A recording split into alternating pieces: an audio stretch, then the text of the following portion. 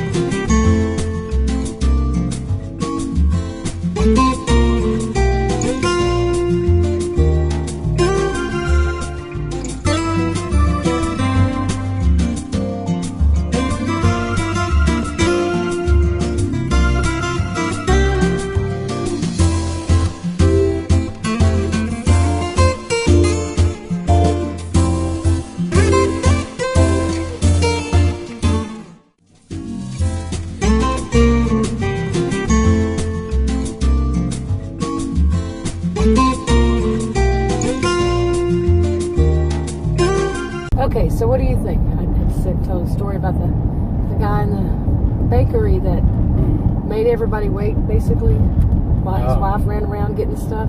Oh, yeah. remember it, don't you? No, not really. It's been a while. Yeah, it's been probably almost a year. When I think about it, it was... I think so. Yeah.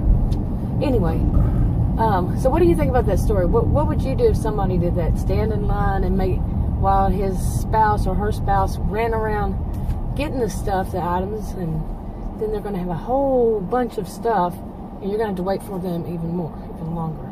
Yeah. I probably wouldn't do anything. I have patience, you know. Okay. People are going to do dumb things. What are you going to do? You cannot fix stupid. I mean, that's all it is. It's stupid. People don't think of others. So you can make them think. Yep. You can't make people think. That's it. I won't let it bother me. You tell an educator that you can't make people think. Yeah, you can't. Yeah. Anyway. You can make people think. You can't fix stupid. You can't tell an educator you can't fix stupid. Uh-huh. You know, people can learn. My view is people can. You have yours, I have mine. Yeah. Mine is people can change. Most people can change. Some people can't. Exceptions to every rule. And I think people can change. It's just, it takes people pointing out, like social norms, social mores.